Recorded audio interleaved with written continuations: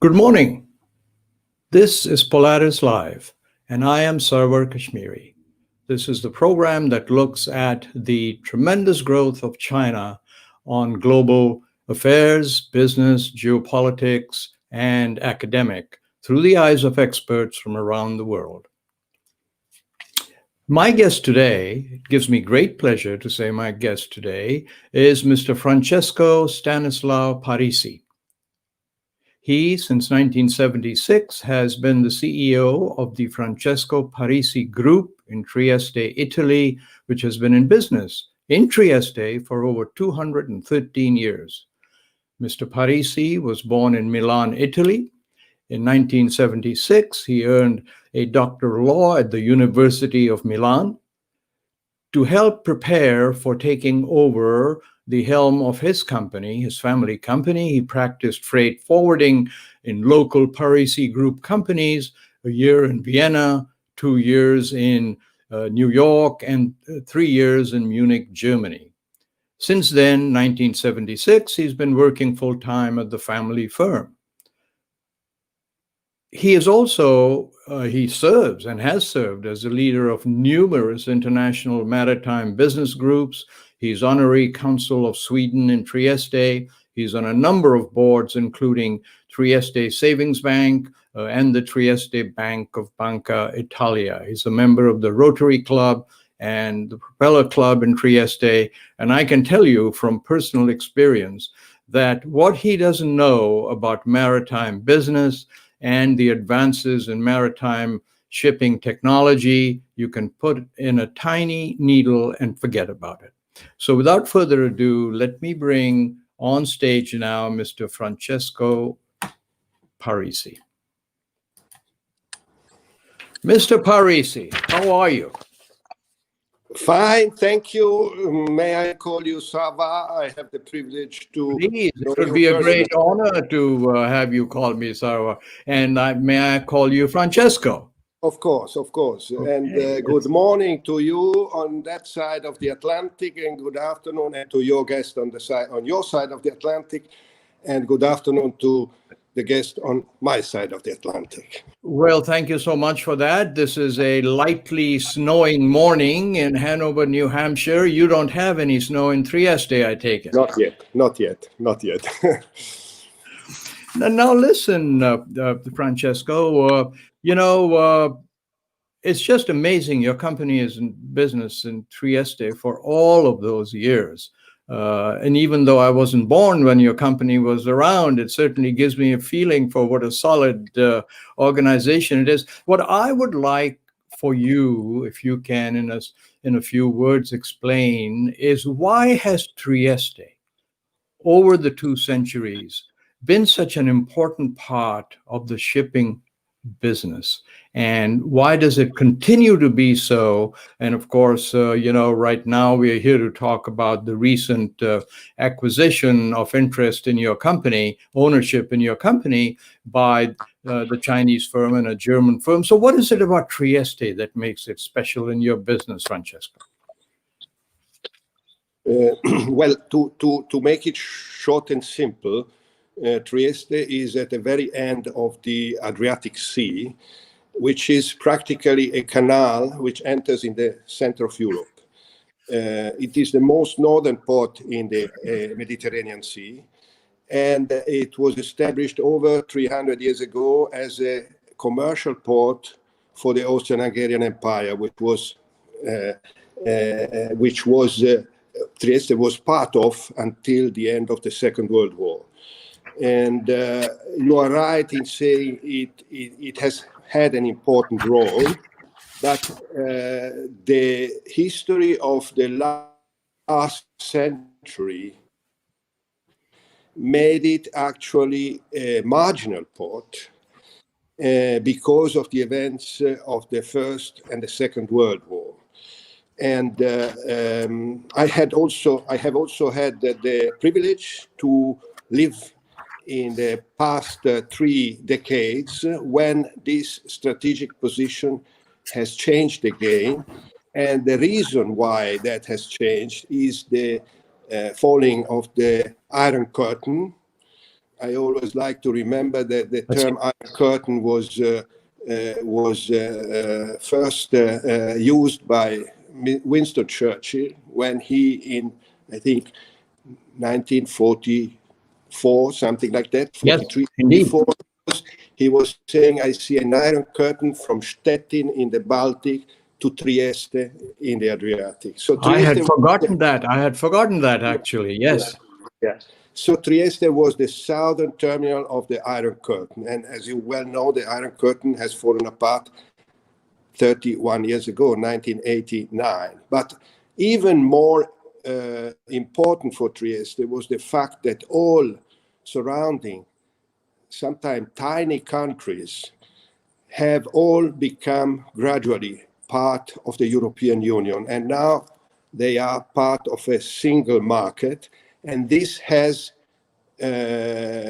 contributed to the development and the rebirth of Trieste as a port. There are other reasons that I can maybe explain if you wish, but these are the main reasons. But is it, I mean, when I look at Trieste, and it's such a wonderful place to be in on the Adriatic, I also think about the German company HHLA.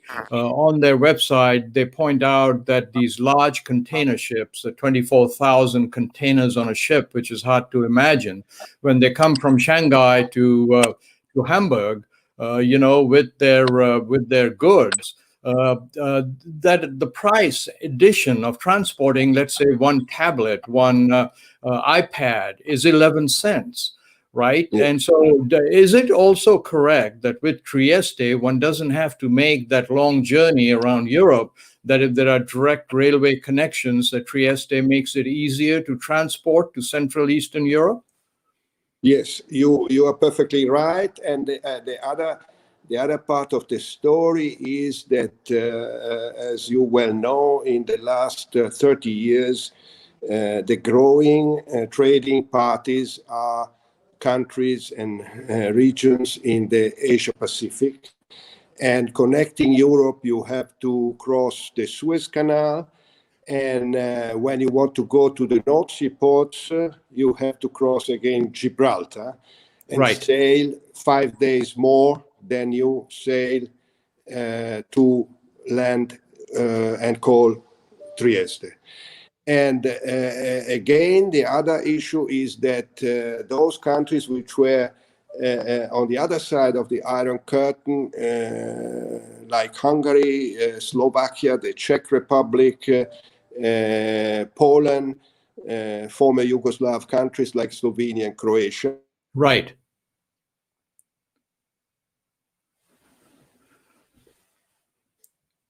And the trade with these countries has grown more than the trade across the Atlantic. Okay. Can you hear me? There's some difficulty in communications. You're coming on and off, but I can hear you now. Can you hear me, Sarwar? I can hear you, but it seems to be breaking a bit, Francesco. Hear me, Sarwar? I can hear you. Now I can hear you. Can you hear me?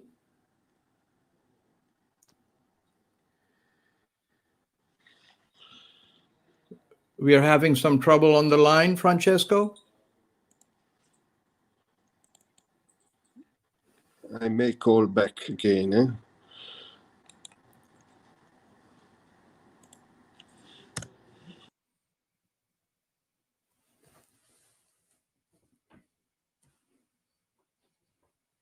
So we are having a bit of difficulty. Mr. Parisi will call me back again, and we'll just take on the conversation from where we stopped.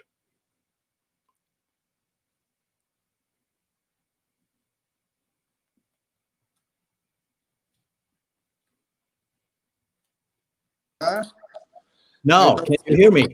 I lost you for a while. Sorry. I don't know. Okay. I was just explaining to our viewers that, technology is something like eating mangoes. Sometimes it's wonderful, sometimes it's not. But let's just continue on. What I wanted to ask you is Trieste. What kind of I mean, for Hamburg, for example, these giant container ships. Can Trieste handle these very large ships? And also, how do these new ships and so on? I want to explore the European Union's future competitive environment, but let me ask you about the big ships. Just a quick question here. Yes, this is another advantage of the port of Trieste. It has natural draft over 18 meters, so the biggest vessels in the world can call the port of Trieste. And this is actually a little problem for Hamburg. You were mentioning Hamburg because you may know Hamburg is a river port, and they have always a problem of dredging the river to have the available draft, and they cannot accommodate the largest vessel. Right. But the real reason is that due to these geopolitical changes, the falling of the Iron Curtain, the entering into the European Union of all countries, and the growth of the trade with the Asia-Pacific region, this area, this port has become again very attractive. Also, you had mentioned that before, the good rail infrastructure connecting to the rest of the European rail network, underutilized until a few years ago, has allowed the growth, because a port is worth nothing if the connections to the hinterland, to the production and to the consumption is not efficient and well working. So I imagine that this closeness to the rail, through the rail connections to eastern parts of Europe, perhaps even Turkey, this was of great interest to HHLA, the German firm, the Chinese firm. What I may ask you is, I know that you had these two firms who were dealing with you to acquire interest in the port, to buy ownership in the port. Was it strictly a business decision? And you can tell me if this is confidential and you don't wish to answer it. But did politics play any part in it? Was it strictly a business decision that the German company won this bid and not the Chinese? Because, you know, all of us who look at the BRI, look at the growth of China, which is what this program is all about, assume that when the Chinese come in, they have bags of money and it's like bidding against God. And if they want something, they get it. Strange to say bidding against God for a Chinese company, but what do you think? Was it strictly a business decision? Yeah, listen, the company which attracted the interest is a commercial company with the shareholders. We are the relative majority shareholders. Right. And the interest which was shown by world multinational companies from China, from Germany, but also from other parts, was a pure commercial interest, an interest to participate and share a growing business. The range of the northeastern Adriatic, which is Trieste in Italy, Koper in Slovenia, and Rijeka in Croatia, is the range which has grown most in the last 10 years in Europe because of these geopolitical changes. And there has been a strong interest to participate.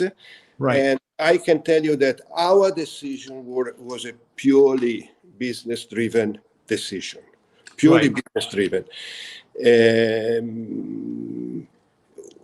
The change of ownership, the change of control of a company like ours, which has a concession of a port infrastructure, is, however, since 1.5 years, subject to a green light by the office of the Prime Minister. This is an Italian law. This is Italian law, but it is quite widespread throughout European, countries, and I don't know if it is the same in other parts of the world. A port terminal is considered strategic infrastructure. Indeed. And especially now during the COVID crisis, the Italian government, but I believe the same also for other European governments, have been concerned that companies might be weakened to the point that they could be taken over really for little. Right. And they wanted to make sure that the strategic companies, including small company like this, which is managing a port terminal, would not fall into the hands of foreign control. Indeed.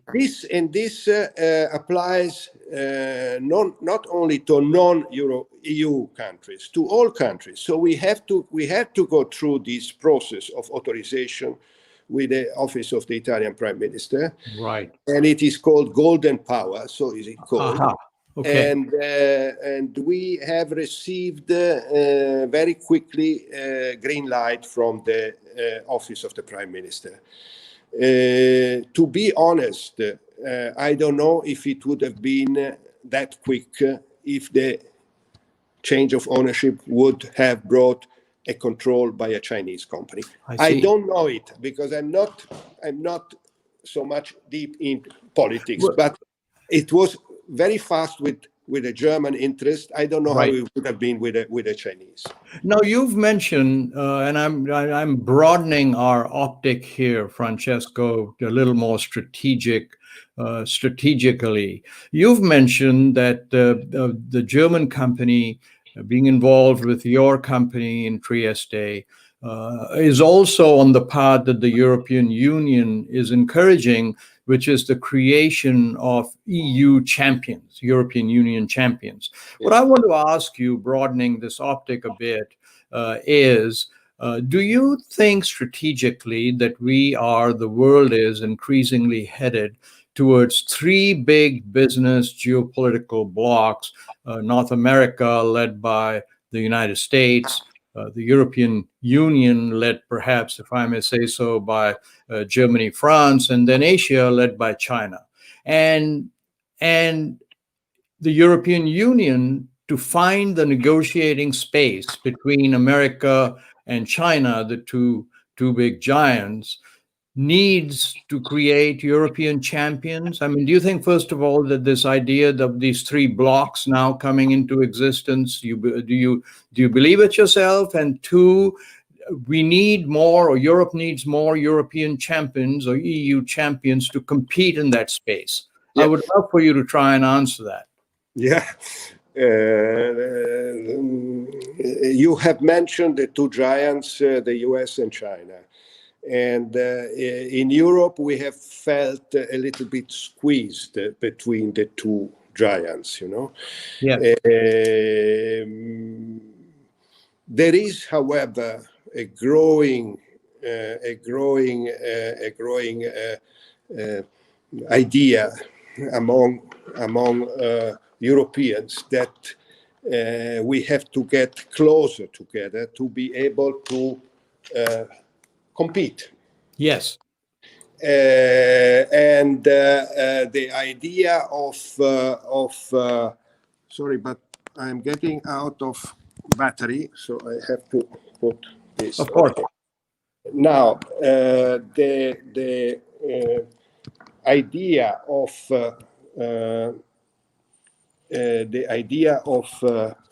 European champions is a reality, and it has been affecting. Sorry, it's falling down. It's okay.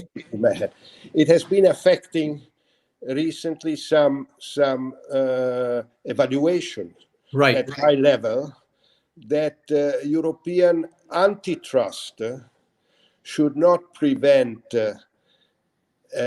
companies within Europe to merge. You know, the topic was very much touched when there was a plan to merge Siemens and Alstom, which are two giants, one German, one Yes. French, Yes. for the rail transport material Right. construction, you know. Right. And the antitrust, if I'm not mistaken, prevented that, saying that this could jeopardize competition in Europe.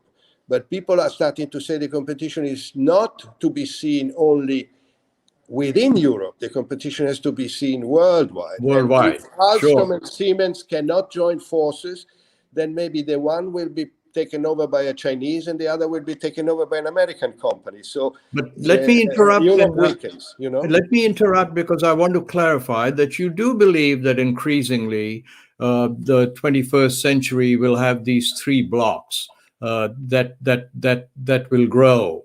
Well, you know, population-wise and consumption-wise, Europe is not a marginal area. It's a very big Exactly. area. It's a very big area. So Exactly. probably the very big difference is that Europe is militarily not existing. So it is. Right. Europe, you know better than me, has been relying a lot on the NATO, on the American Yes. military support. I hope military will not be needed, but that is Exactly. one element which makes a country or a region strong or not. Also economically, also as a. So this is the big difference. Europe is not existing militarily, and the European Union is not like the United States. It's different, you know. I It's much understand. bigger. I understand. But from a business finance perspective, those three groupings. Yes, and yes, I think, and you know, I think the idea of our new shareholders, Hala from Hamburg, from Germany, is first of all to become not a company focused exclusively on one seaport, but creating a network, Right. you know. Right. And they are creating a European network. So now they are present on the North Sea, on the Baltic, on the Black Sea, and on the Mediterranean. Right. So they are creating a network and creating a European champion, so to say. And so So more. I hope Europe can play a role, also Okay. because it can allow a better understanding between also the other two Right. giants, you know. Yes. So, but let me ask you, I have two more areas to investigate with you, Francesco. One is, what was it like to negotiate with a Chinese company? Can you talk about that at all? I mean, do they come prepared? Do they always have to go back and check with the Chinese government? Are they a nice, diverse group? I mean, I've been part of mergers and acquisition discussions in the U.S. and I know how it happens in Europe. But tell us a little bit, if you can. Yeah. Okay. I think you have mentioned the company we were dealing in China is a very old established company. Exactly. Over 100 years from based partially in Hong Kong, you know. Okay. And we have been dealing with people and managers sitting in Hong Kong and Shenzhen. And the experience has been very interesting. I mean, they are very structured, they are very business oriented, and all the meetings we have had, they were prepared to the most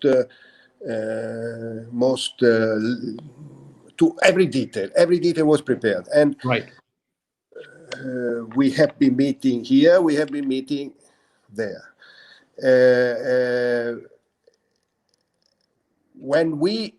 Because we were dragging a little bit too long the negotiations, and we had have started talking to the Germans. Right. I have to say that, of course, culture-wise, we feel much closer to the Germans. I mean, we have a European basic route which facilitates negotiation.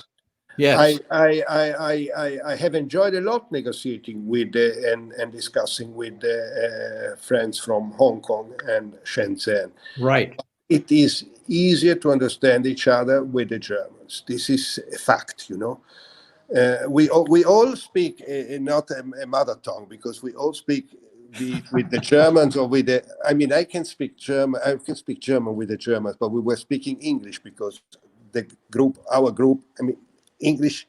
We were speaking with the Germans and with the Chinese. So this is the common language nowadays, and it's all of the world, the for all of us, business it's world. not the mother tongue. For Yes. all of us, it's not the mother tongue. So it's. Do you think, let me interrupt you, do you think that based on what you've said, perhaps European schools should start teaching more about Chinese culture and Chinese language? Do you think that would be good? Well, I have started traveling in China 30 years ago, something like 30 years ago. Right. And of course, I know very, very little, too little. I try to learn, but I know too little. But the same applies, I mean, to India. I mean, India is also a place we know very little about. In schools, we learn history of Italy, maybe a little bit of Europe, but I have been reading in recent years nice books that reverse the point of view, not the European point of view, but the Asian point of view, you know, and it's enlightening. I mean, it's something that I enjoy very much, but I would need another couple of lives to learn. So let me ask you, as we get towards the end of and I'm going to, if you don't mind, take 3 or 4 extra minutes from you because we lost a little bit in the connection business. But if you were giving advice to your peers in the European Union about negotiations like the one you just had, what are a couple of the most important things you would tell them? I mean, you've mentioned one, which is the Chinese companies come really well prepared. What is there something else that you would advise them? I would advise, first of all, to be very patient. To be very patient because the perspective is different. The Chinese perspective is, for sure, this I can feel really, is long-term perspective, not the short-term perspective we are used in the Western world. I would suggest that you have to let them get comfortable also with the business environment they are investing in, because they also know that they know very little and are afraid to get into something they cannot manage anymore. So the business environment, legal system, and all the rest, which is so important for the business environment, something you have to let them understand carefully. Right. This, I would say, is the 2 things which come to my mind first. Do you find, for one of the points that you just made, that they come well prepared also from the legal side into this negotiation, because China's law, business law, and so on is not precisely the same as I understand it? Did you find them legally well prepared? They understand the contract? Yes, but I don't share your view that their legal system is not well developed. I have had dealings with the Maritime Court in Shanghai, and I have been very much impressed by the knowledge of the judges and the way they run a court case, you know. So I'm not really, I don't share very much your view that they have a different system, maybe, but they are not unprepared. And I personally know also some I have some friends who are lawyers in China, and they have a good understanding of. Sure. Well, I'm honored to be incorrect on this. I'm glad you pointed that out. And as we head It's my into experience. I don't know if it's true. It's my experience. well, you're highly experienced. So, but let me ask you, Francesco, I want in the 2-3 minutes that we have left, I would like to take a very personal viewpoint and ask you, what have you learned from this experience? And just a very personal kind of a question.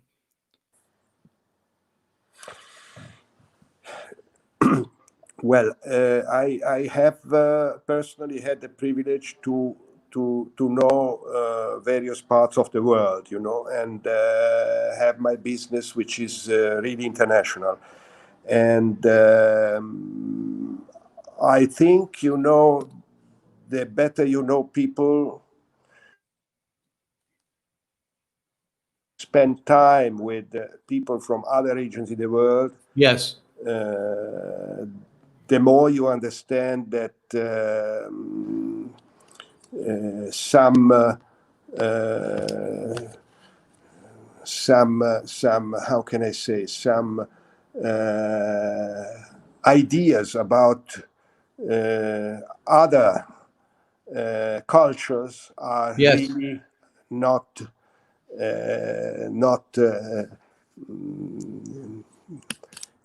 The perspective. Yes.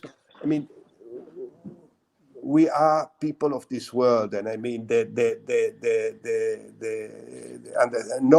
having the privilege to know people from other parts of the world shows you that a lot of things you get from the news or from the press is really something that you should consider carefully before believing, So it has been, and it is constantly for me to have the opportunity to meet and negotiate with people from other parts of the world, a constant process of learning that we can live together without necessarily fighting, if I may say. Well, Mr. Francesco Stanislao Parisi, it has been a great honor for all of us listening in, viewers, and for me personally, for you to give all of this time from what I know is an exceedingly busy time for you. So let me bid you goodbye. Let me say thank you very much, and I hope we get to talk soon. Thank you, Sarwar.